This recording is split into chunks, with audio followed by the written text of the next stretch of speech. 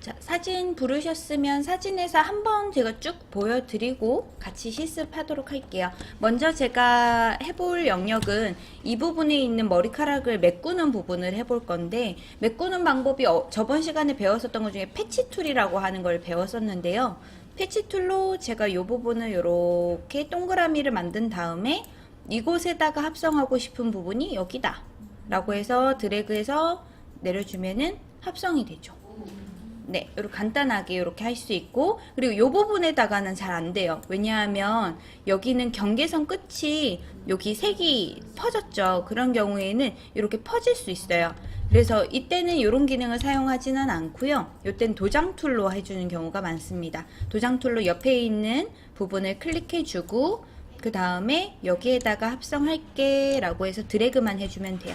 여기에 있는 부분을 가져가겠다 라고 해가지고 이렇게 메꿔주면은 자연스럽게 메꿔질 수가 있겠죠.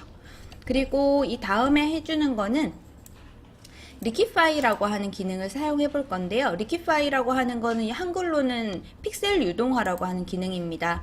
이 픽셀 유동화라고 하는 기능은 주로 사용할 때 이 손가락 도구로 저는 많이 이용을 하는데, 잠깐 화면 보시면 제가 일단은 얼굴을 작게 나오게 하려면요, 얼굴을 줄이면 안 돼요. 머리통을 줄여야 돼요.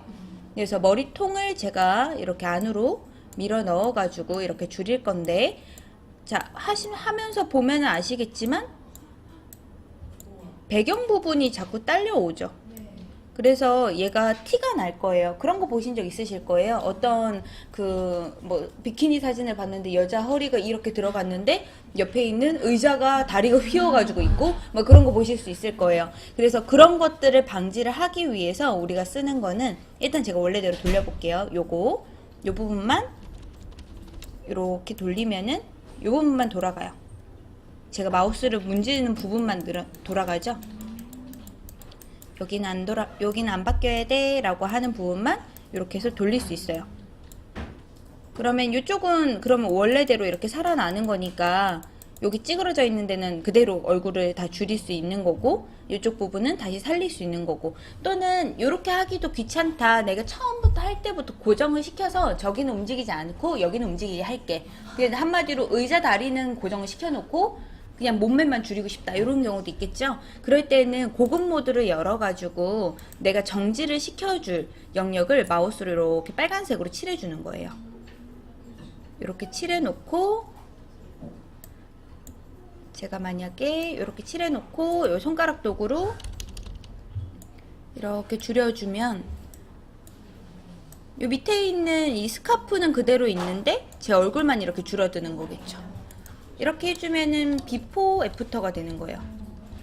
눈, 코, 입은 가만히 있고 이렇게 여기만 바꿀 수 있는 이런 기능이 있어요. 이 기능을 사용을 해보도록 하고, 그리고 다음 단계에서 할 거는 피부인데, 피부 부분이 지금 보면은 그렇게 많이 뭐가 나 있지는 않지만, 그래도 우리 그 CF나 아니면 포스터에서 보면 여자들 이 연예인 얼굴에 보면 모공도 하나 안 보일 정도로 되게 피부가 매끄럽죠. 그 매끄러운 걸 표현을 하기 위해서 선택 영역을 이렇게 잡아놓고 가장자리를 조금 부드럽게 처리할 수 있도록 패더 기능을 조금 써주고요.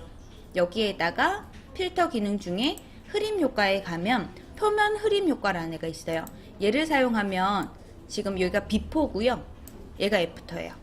보이세요? 화면에 비포, 애프터, 비포, 애프터. 그래서 파운데이션 깐 것처럼 이렇게 되는 거죠. 확인을 눌러서 선택 영역을 해제를 하고 비포랑 애프터를 확인하면 확실하게 차이가 보이죠. 대부분 요 방법을 통해 가지고 약간 밀가루 인형 만드는 거는 다 이걸로 만들어요. 자, 요렇게 해주고 나서 여기에서 조금 더 나아간다 그러면 쌍꺼풀 수술 정도 할 수 있겠네요. 쌍꺼풀 수술, 얘는 사실 쉽진 않아요. 왜냐하면 속눈썹 때문에 올리면은 쉽지 않은데, 하는 방법은 아주 간단해요. 요만큼만 잡아주고요, 복사를 해서 붙여넣기를 하면 이 눈 여기만 이렇게 떨어져요. 그래서 얘를 하나, 둘, 얼마만큼 이렇게 쌍꺼풀을 크게 만들 건지에 대해서 요 정도 올려주고, 지우개로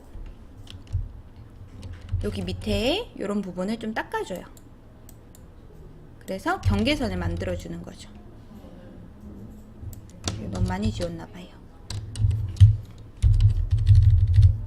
요렇게만 남거든요. 지금 제가 지운 것 때문에.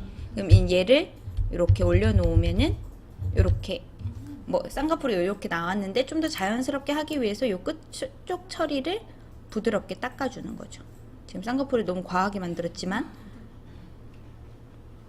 눈 모양 그대로를 그리기가 생각보다 어렵거든요.